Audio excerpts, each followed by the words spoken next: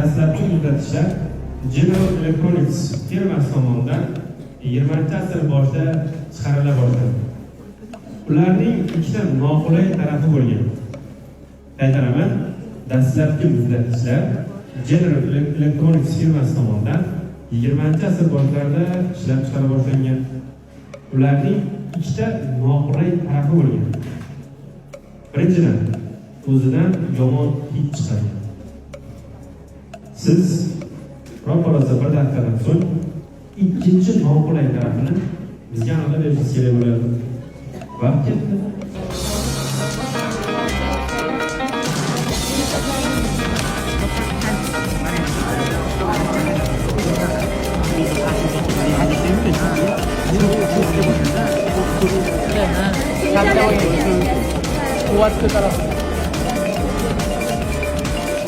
Javobni o'qishdan dastlabki muzlatishlar General Electronics firmasi tomonidan 20-asr boshida chiqara boshlandi. Ularning ikkita noqulay tarafi bo'lgan. Birinchidan, o'zidan yomon hid chiqargan. Ikkinchidan, bu muzlatishlar